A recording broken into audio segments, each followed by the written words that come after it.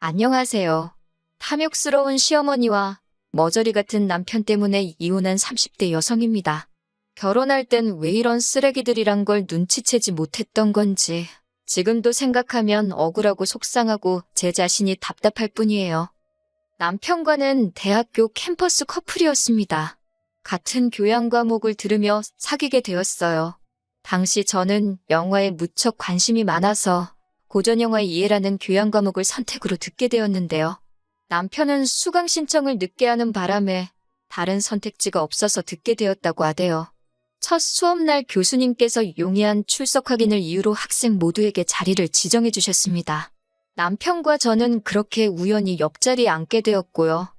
일주일에 한 번이었지만 매주를 한 학기 내내 옆에 앉게 되다 보니 자연스레 간단한 대화도 나누게 되고 비상연락망의 개념으로 연락처도 주고받게 되었지요. 그러다 하루는 남편이 자기는 지방에서 올라와서 서울을 잘 모른다며 저에게 시간 날 때 소위 서울 구경 좀 시켜달랍니다.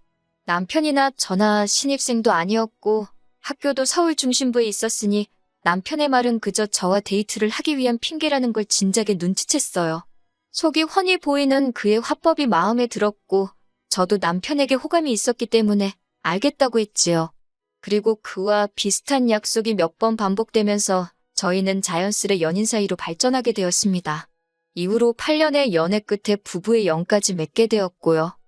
남편은 저보다 한 살이 많았고 저와 사귀는 동안 군대도 다녀왔고 1년간 호주로 워킹홀리데이도 다녀왔어요. 그렇다 보니 7년의 연애 중 거의 4년에 가까운 시간을 떨어져 있어야 했지만 그러한 현실이 서운하거나 힘들게 느껴지진 않았습니다. 남자라면 당연히 다녀와야 하는 군대였으니 안쓰러웠고 워킹홀리데이를 간다 했을 때는 영어도 못하는 사람이 가서 고생 꽤나 하겠구나 싶었지만 동시에 남편의 미래를 생각하면 도움이 되는 선택이라고 생각해 응원을 했지요. 그리고 저 역시 남편과 떨어져 혼자 지내는 동안 남편만 오매불만 기다리고 있지 않았습니다. 오히려 남편만큼 저도 제 미래를 위해서 학교 공부에 매달리고 성실히 취업 준비도 했네요. 그 덕분에 대학 졸업과 동시에 대기업에 들어갈 수 있었고요. 저는 한 번도 공부를 손에서 놓은 적이 없었기에 어른들이 말씀하시는 인생의 커리큘럼을 차곡차곡 밟아나갔어요. 하루도 허투루 보낸 적이 없었다고 할까요? 그래서 남편과 결혼 이야기가 나왔을 당시 이미 대리라는 타이틀을 달고 있었지요.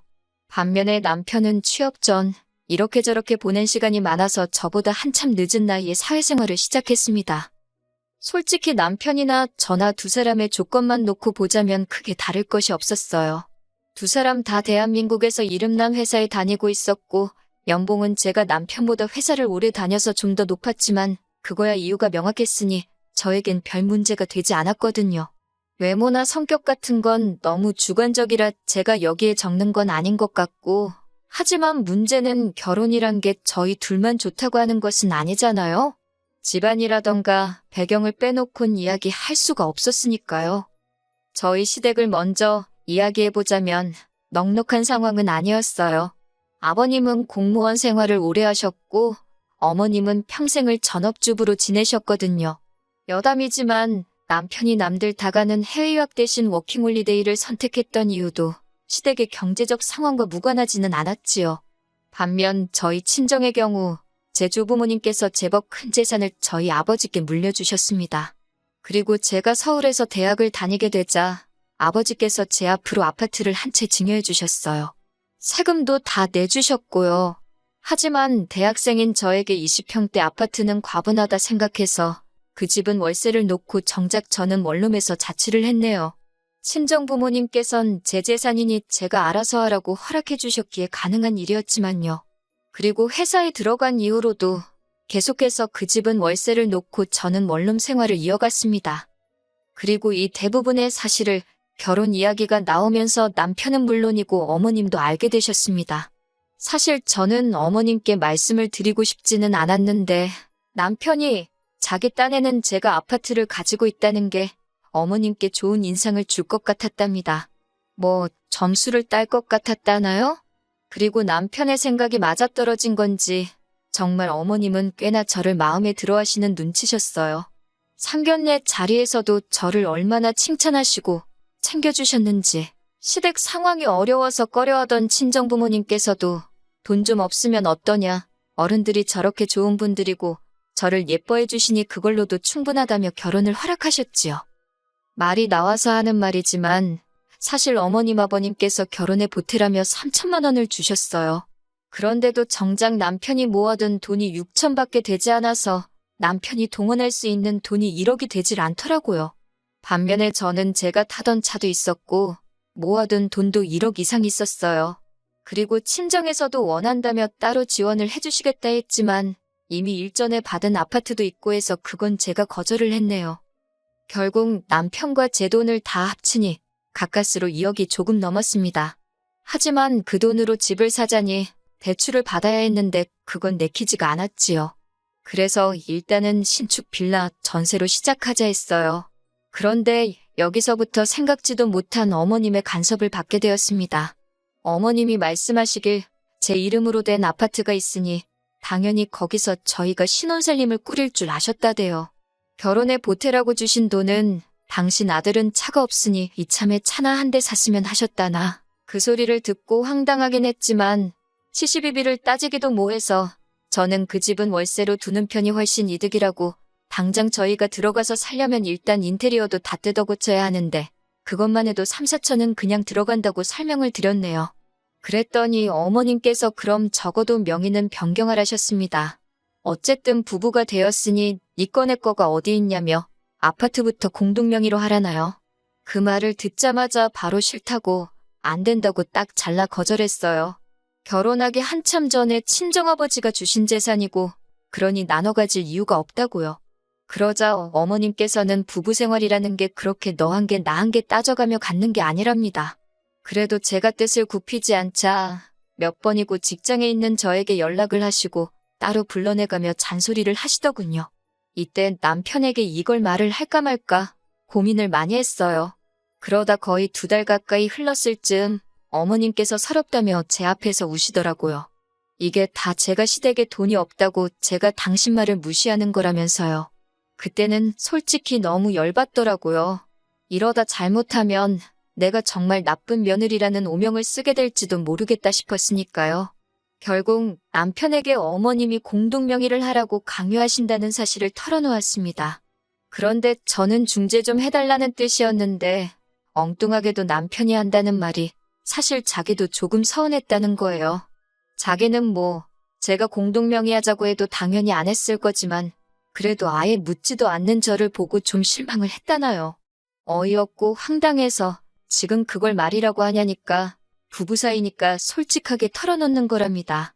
어찌나 찌질하고 한심해 보이던지. 하지만 이때만 하더라도 결혼한 지 3달도 되지 않았기에 이혼 같은 건 솔직히 생각해보지도 않았습니다. 그저 정신을 똑바로 차리면 큰일 나겠다. 그 정도로만 생각을 했달까요? 그래서 얼마 지나지 않아 남편더러 돈 관리는 각자 하자고 했어요. 어차피 당신이나 나나 버는 건 비슷하니까 각자 관리해도 괜찮을 것 같다고요.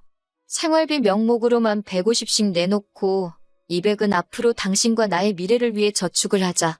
그리고 나머지는 각자 알아서 양심껏 관리하자니까 남편도 좋다대요. 하지만 공동명의 사건 이후로 어머님은 저를 따돌리기 시작하셨어요. 얼마나 유치한 방법으로 저를 없는 사람 취급하시던지요. 남편에게는 위로 결혼한 아주버님이 한 분 계셨는데 저는 어머님이 형님을 그렇게 예뻐하시는지 그때 처음 알았네요. 한 번은 어머님께서 동네 아주머니들하고 산에 다녀오시다 샀다면서 무슨 열쇠고리 같은 걸 사오셨는데 제 것만 없더라고요. 식사를 할 때도 고기 반찬을 집어다 형님 밥그릇에 얹어주시면서 당신 말 잘 듣는 며느리만 당신 며느리라고 하질 않나. 그런 일을 3-4번 당하고 나니 저도 사람인데 기분 더럽더라고요. 저를 불쌍하게 보는 아주버님과 형님의 눈빛도 짜증나고 그런 유치한 짓을 하시면서 저를 비웃듯 바라보시는 어머님도 어이가 없었거든요. 솔직히 그런 상황 속에서 남편이라도 우직하게 제 편을 들어주었다면 제 감정이 이렇게까지 격해지진 않았을 거예요. 하지만 남편에게 어머님이 나에게 하시는 행동을 봤냐며 제 고충을 토로하면 돌아오는 반응은 자기는 그런 낌새를 못 느꼈답니다. 그러면서 오히려 저를 마치 어머님이 하시는 말이며 행동이면 무조건 예민하게 받아들이는 그런 여자로 몰아가더라고요. 그래서 이후로는 시댁일에 관해서는 아예 관심을 끊어버렸습니다. 그러다 지난 추석이었습니다. 남편만 보냈습니다. 추석 전에 있던 어버이날에도 제가 드린 용돈은 받으셨고 선물도 챙기셨으면서 식당에선 일부러 제 공깃밥만 주문 안 해주시고 저한테 말도 한마디도 안 걸으셨거든요.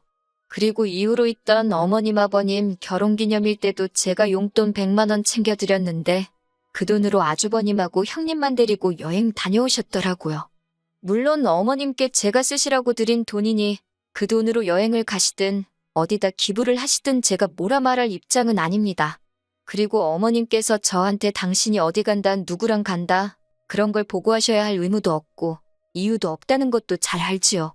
하지만 적어도 아주버님네와 여행을 가기로 하셨다면 참고로 아주버님네는 여행비를 부담하실 상황이 전혀 못 되십니다. 그러면 남편하고 저한테도 한번 같이 가겠냐고 물어봐 주실 수는 있는 거잖아요? 어차피 저희는 바빠서 같이 못 갔을 텐데요. 게다가 여행지에서 돌아오셨을 때도 당신 아들인 남편 선물만 달랑 사오셨습니다. 저한테는 심지어 깜빡했다, 미안하단 말씀조차 없으셨고요. 그렇게 계속 무시와 괄시를 당한 마당에 제가 추석이랍시고 시댁에 가서 음식을 하고 말 그대로 식모 노릇을 하고 싶었겠어요? 그래서 남편한테 혼자 가라 했습니다. 그랬더니 남편이 한다는 소리가 그러면 돈이라도 얼마 챙겨드려야 하는 거 아니냐입니다. 그래서 당신이 드리면 되지 왜 나한테 찾냐고 단칼에 거절했어요. 그랬더니 우물쭈물거리며 한다는 소리가 어머님이 명절에 고생을 많이 하신다고. 저도 너무 화가 나서 그 고생 내가 시켰냐고 소리를 질렀습니다. 그랬더니 남편도 꿀먹은 모마냥 더 말은 못하고 현관을 나서더라고요. 남편은 추석 연휴를 오롯이 혼자 시댁에서 보냈고 저는 친정에서 지냈어요. 친정 부모님이 걱정하실까봐 각자 집에 가기로 했다고. 요새는 우리 같은 부부가 많다고 대충 둘러댔지만 친정어머니가 대번에 눈치를 채셨습니다. 저더러 시어머니양 뭐 안 좋은 거 있냐고 물으시더라고요. 정말 친정어머니가 그거 딱 하나 물어보셨는데 순간 눈물이 쏟아질 것 같았지만 결국은 아무 말도 하지 않았습니다. 저희 친정부모님 성격에 제가 그런 처지에 있다는 걸 아시면 분명히 가만히 계시지 않을 테고, 하지만 그때만 하더라도 연애 8년, 결혼 1년 합의 9년이란 시간이 너무 아까웠어요. 그래서 어리석게도 버텨내겠다고 생각했지요. 추석의 마지막 날, 시댁에서 돌아온 남편이 한다는 말이 어머님 아버님이 제가 안 와서 너무 서운해하셨답니다. 그 말이 전혀 믿음이 가진 않았고 저도 가슴에 맺힌 게 있던 탓에 내가 안 와서가 아니라 내가 돈 봉투를 안 보내서 그렇겠지라고 쏘아붙여버렸네요. 그랬더니 남편이 한숨을 푹 쉬면서 한다는 소리가 저더러운 너도 그 돈 안 들여서 마음이 불편하지 않냐입니다. 찝찝하지 않냐고 그래요. 그러면서 지금이라도 계좌이체 해드리라는데 어이가 없어서 내가 못하러 그런 짓을 하냐 받아쳤습니다. 그리고 남편더러 돈 벌어서 뭐하냐고 어머님 아버님이나 챙겨드리지 그러냐니까 자기는 평소에도 잘 챙겨드린답니다. 그래서 당신 낳아서 키워주신 부모님한테 당신이 잘한다는데 내가 무슨 말을 하겠냐고 휴자났네. 그러며 한껏 빈정댔네요. 이후로 연말에 크리스마스에 신정에 지난 설까지 정말 단돈 10,000원도 시댁에 안 보냈습니다. 전화도 안 했어요. 그랬더니 설 연휴가 끝나고 바로 어머님께 웬일로 연락이 다 왔더라고요. 죄 지은 것도 아닌데 내가 왜 피하나 싶어서 전화를 받았습니다. 어머님께서 이따 당신이 올라오신다며 만나자 하시길래 알았다 했어요. 다행히 남편이나 저나 설 연휴 이튿날까지 쉬었기에 바로 그날 늦은 오후 어머님을 만날 수 있었네요. 카페에 앉기가 무섭게 어머님께서 저더러 지금 뭐하는 짓거리냐고 따지시더라고요.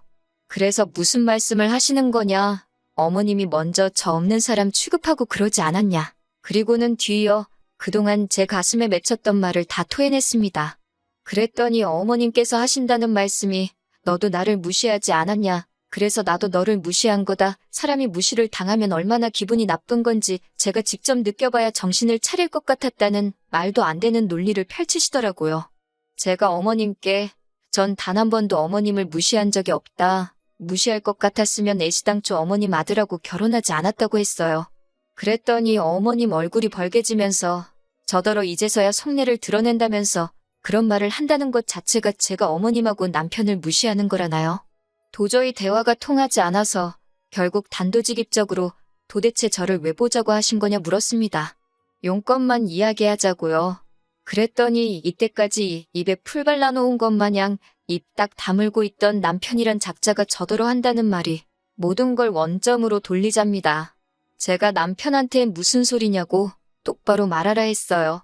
그랬더니 이 모든 게 제 아파트에서 시작된 거 아니냐면서 이제라도 공동명의로 돌리래요. 부부가 공동명의로 집 하나 가지고 있으면 남들이 보기에도 그림이 좋지 않냐면서요. 그런 말을 들으니 망치로 뒤통수를 한 대 세게 맞은 듯한 기분이 들면서 동시에 이 사람이 훗날 저희 부모님이 저에게 재산을 물려주신다면 그마저도 탐내겠구나 문득 그런 생각이 들더라고요. 그래서 어머님을 바라보고는 그럴 바엔 차라리 헤어지는 게 낫겠다고 했습니다. 제가 어머님께 이런 소리까지 들어가면서 이런 남편이랑 왜 살아야 되는지 모르겠다고요. 어머님 아들은 제 아파트만도 못하다고 아무래도 제가 지금 남편과 제 아파트 중 하나만 골라야 될 것 같은데 전 아파트를 선택하겠다 했네요. 그랬더니 어머님께서 저더러 미친 X라며 이럴 줄 알았답니다. 돈밖에 모르니까 공동명의 이야기가 나왔을 때 말이라도 생각해 볼게요. 소리도 안 한 거라면서. 남편도 계속 저더러 너 후회 안 하지? 후회 안 해? 그러는데 그 모습이 참 구차하대요. 후회는 무슨 말을 꺼내기가 어려웠지. 하고 나니 속이 다 후련하다고 소리를 질러버렸어요. 이후로 집주인분에게 양해를 구해 집을 내놨습니다. 이건 여담이지만 집주인분께서 보기 좋은 신혼부부였는데 왜 이혼을 하냐고 하도 캐물어서 시어머니 때문에 이혼한다 하니까 폭풍 공감을 해주시더라고요.